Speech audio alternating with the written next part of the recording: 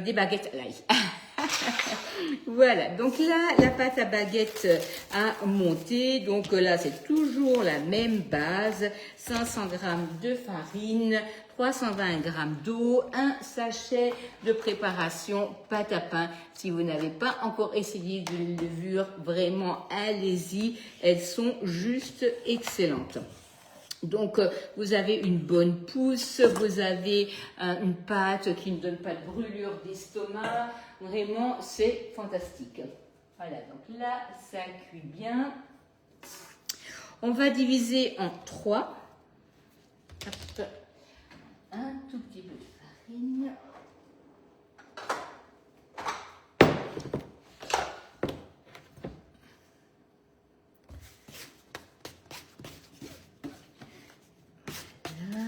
Si vous voyez que la pâte colle un tout petit peu quand vous avez sorti, n'hésitez pas à saupoudrer un peu de farine, mais il ne faut pas aller mettre les doigts dedans, parce que sinon vous risquez d'avoir une pâte qui colle. Coucou Aurélie. Salut Corinne. Oui, bien sûr, le replay est là pour ça. Donc là, on va diviser en 3. Donc, tapis à pâtisserie, donc sur le plan de travail, pour avoir un bon plan de travail et qui reste bien propre. Voilà, je vais quand même peser, là j'ai un doute.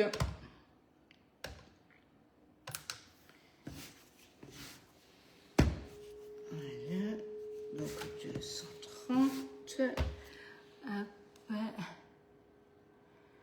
Alors, Patricia, ça c'est à vous de décider. Vous pouvez prendre sans aucun problème de la type 80, vous pouvez prendre de la type 110. C'est vous qui décidez si vous souhaitez une pâte un peu plus légère ou quelque chose d'un peu plus serré. C'est vraiment vous. Ah, mais génial, Monique, génial, profitez bien. C'est vous qui décidez comment vous souhaitez avoir votre pain. Alors là, c'est maintenant de la type 55 parce que je veux des baguettes légères que je vais garnir avec mon beurre à l'ail et au persil. Mais si je préfère un pain un peu plus consistant que je mets avec des fruits, des noix, des graines, je vais plutôt partir soit sur un mélange ou alors sur une farine 110 sans aucun problème. D'ailleurs, prenez ce que vous avez à la maison, vraiment ce sera très bien. Donc là, on a ici nos 3 boules de pâte. Vous allez la prendre et vous allez la tourner et vous allez chasser l'air. Vous chassez l'air et une fois que vous avez aplati, vous allez tourner et vous allez bien pousser la pâte pour en faire un arrondi. Une fois que vous avez ça, vous reprenez et vous refaites la même chose. Et là, vous avez un morceau de pâte et avec ça, vous allez faire la clé de la baguette.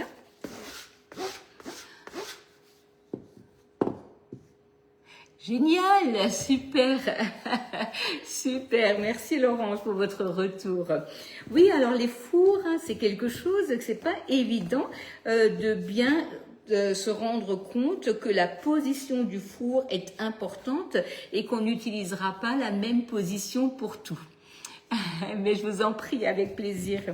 Voilà. Et surtout pour le pain, pour la pâte à choux, pour les pâtes à tarte, on ne travaille pas avec les mêmes températures ni les mêmes positions.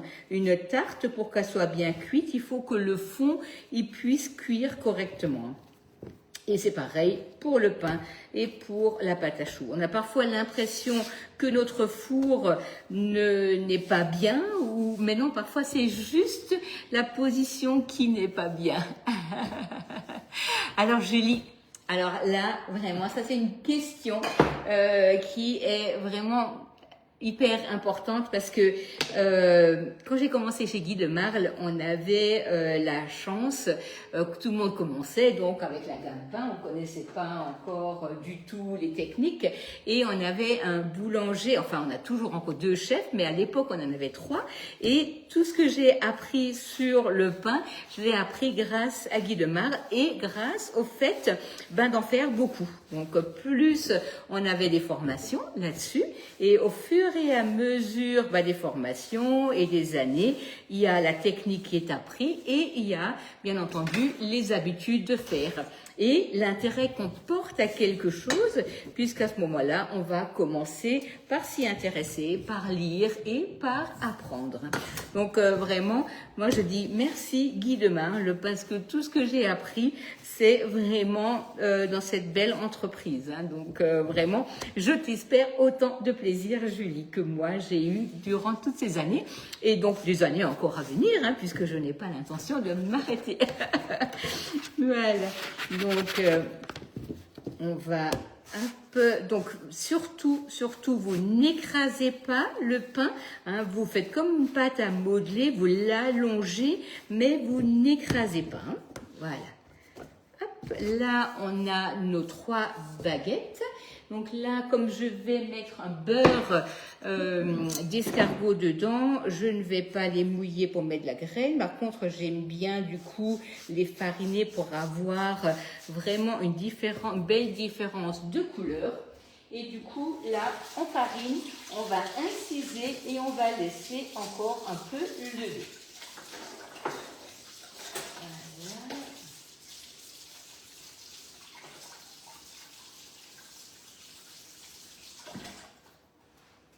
Donc la lame incisette, ça c'est quelque chose que vous allez trouver dans le catalogue dans la gamme pain.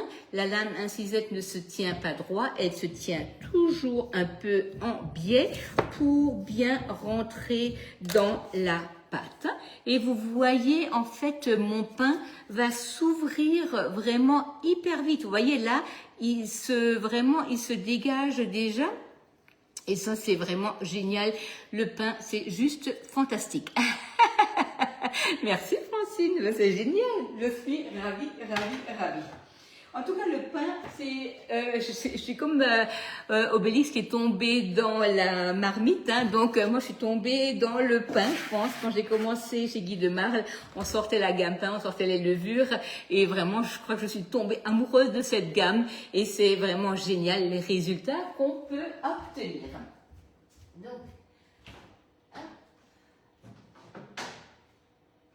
c'est vrai qu'on se fait vraiment plaisir avec ces produits parce qu'on arrive à faire des choses qu'on n'aurait jamais imaginé faire et du coup, voilà, ça rend service parce que finalement, j'arrive à faire mes baguettes. Là, parfois, on prend plus de temps à prendre la voiture, à faire la queue, à aller chez le boulanger et surtout les jours de fête où il y a énormément de monde partout. Donc, vraiment...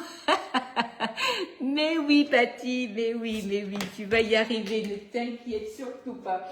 C'est vraiment pas du tout compliqué. En plus, avec le cooking, tu fais ta pâte, 2 minutes, tu la laisses lever, 1 demi-heure, tu façonnes, tu laisses lever, tu mets au four et c'est génial. Voilà, donc là, on a nos dacquoises qui terminent de cuire. Ah bah oui, j'ai pas mis le minuteur, c'est bien ça, Agnès. Je vais vérifier la cuisson et on va pouvoir continuer. Alors, c'est tellement bien un minuteur sur un four quand on le met. Ah, le pain, c'est la vie. Alors ça, c'est sûr. Sans parler de tout ce qu'on arrive à faire avec les brioches, les kouglof, c'est les pains Morissette, on en parlait encore hier avec Dominique. Non mais c'est vraiment génial. Alors, donc là, moi, je vais déjà commencer par préparer mon beurre à l'ail, terminer ma crème et préparer mon sorbet. Donc ici, vous voyez, j'avais mis ma crème au congélateur. Alors le pain de mie, oui. Le pain de mie, c'est bon aussi, hein, ça c'est clair. On va reprendre ici notre crème. On va rajouter notre mascarpone ou notre crème fouettée et on va après dresser là dans nos empreintes. Oui, complètement, Francine. Alors ça, c'est vraiment quelque chose qu'il faut prendre l'habitude de faire. Si vous voulez quelque chose de frais, le pain blanc, ça ne se tient pas. Alors là, oubliez, vous achetez ça chez le boulanger, ça se tient pas, vous le faites vous-même, ça ne tient pas. C'est du pain blanc, voilà, c'est fait pour être mangé tout de suite. Si vous voulez le conserver, vous le prenez, vous le cuisez, vous mettez au congélateur et vous sortez au fur et à mesure. Ça se décongèle hyper vite ou alors vous le passez un peu au four. Et sinon, eh ben vous faites votre pâte, vous la façonnez et vous mettez vos baguettes façonnées au frigo et le lendemain matin, quand vous vous levez, hop, et si vous arrivez à le programmer en avance, vous programmez votre four et vous mettez au four et 10 minutes après, vous prenez votre douche et 10 minutes après, vous avez du pain qui sort du four. Non mais franchement, c'est fantastique. Ça vaut les 46,90, je vous assure. Donc là, je beurre. Heureusement que vous ne voyez pas l'état de ma cuisine parce que là, je vous assure que j'arrive à faire un bordel en 5 minutes. C'est juste incroyable. Hop. On descend à 180 et on laisse 5 minutes et ça va être génial. Donc là, tornado. Mais oui. J'ai jamais dit que je n'étais pas gourmande. Tornado, persil du jardin. Vous avez de l'ail. Vous allez commencer par hacher. Oui, ok, super Agnès. Voilà, passez une belle soirée en tout cas. Donc on rajoute l'ail.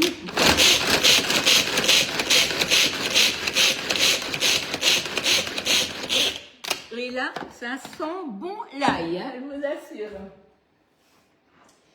Hop. On va prendre du beurre. Bien entendu, le beurre, il est froid.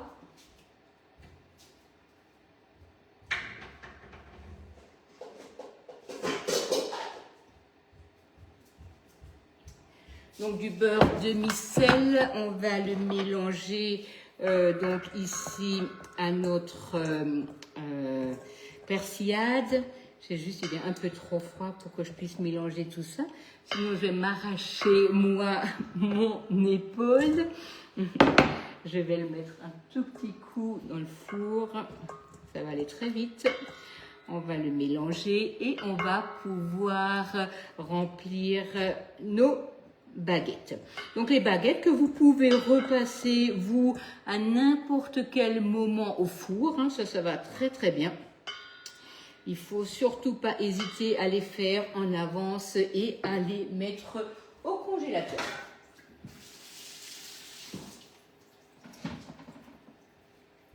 Voilà, donc là, mon pain, il est quasiment cuit. Vous voyez là, c'est vraiment très, très, très, très beau. Je vais laisser fermer encore un petit instant. Donc, si vous avez des questions, n'hésitez pas.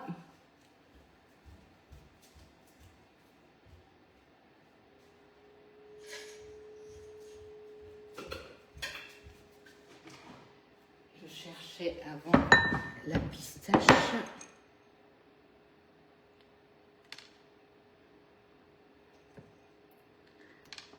Donc là, ça c'est vraiment des petites tartelettes bien gourmandes et en fait absolument pas lourdes parce que là, il n'y a pas de matière grasse dans la pâte. Ce n'est que du blanc d'œuf. Hein. Donc c'est vraiment quelque chose qui est super, super agréable.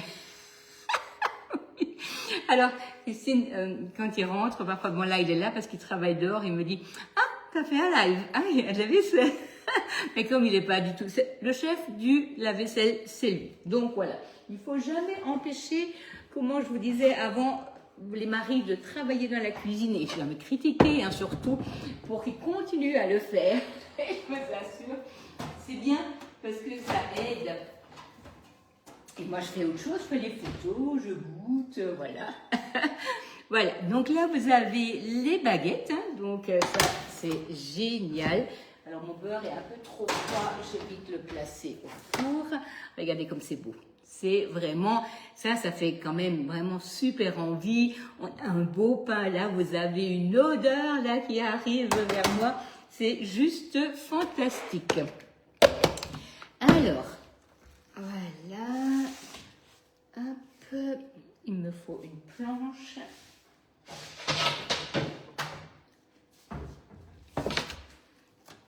Hop, regardez. Regardez comme c'est beau. Ça donne franchement envie de croquer dedans, non? Voilà, regardez. Et là, tout le monde y arrive. Hein. Il n'y a aucune difficulté là-dedans. Hein. C'est pas du tout quelque chose que je vous montre qui n'est pas faisable. Les premiers ne seront peut-être pas aussi beaux, mais c'est tout. C'est tout. À part ça, il n'y a aucun problème. Voilà. Donc là, on a notre beurre.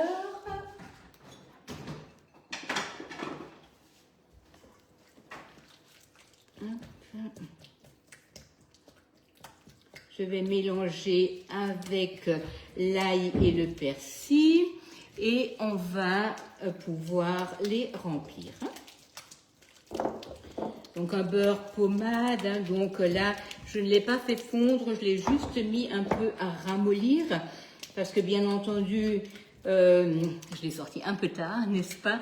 Et comme j'ai pas de micro-ondes, donc je m'aide un peu avec le four. Donc juste quelques secondes au four, ça permet de l'assouplir. On fait un beurre pommade, on mélange, on rajoute. Oh oui, mais oui, mais oui Isabelle. Moi je te ramène le pain et toi tu ramènes l'agneau, ça te va? C'est là que tu vas me dire oui, viens. Et puis c'est là que je vais te dire, ben non, je peux pas. Voilà. Donc ici, le beurre. On va travailler dans le cul de poule avec la spatule. Hop, on rajoute le persil avec l'ail. On se fait son petit beurre d'escargot qui est génial aussi à mettre sur vos steaks. Hein. Donc là, c'est pareil. Hein. Il ne faut pas hésiter. Alors, je ne vais pas leur dire, allez. Mais faites votre beurre vous-même, c'est tellement meilleur. Et en plus, ça sent l'ail. Hein. Ça sent le persil et ça sent l'ail. Alors que là, si vous achetez un boudin de beurre d'escargot, ah bah déjà, parfois, bah voilà, il est au congélateur, il n'a pas vraiment de saveur. Alors que là, c'est tout simple. Hein. Vous allez dans le jardin, vous cueillez votre persil, vous le hachez, vous rajoutez l'ail, vous rajoutez du beurre demi-sel et c'est fait. Sur un steak, dans les baguettes, c'est juste trop bon. Donc là, hop. Alors, écoutez, vous avez entendu comme ça croustille là, ça c'est vraiment génial. Voilà, vous ouvrez le pain, hop,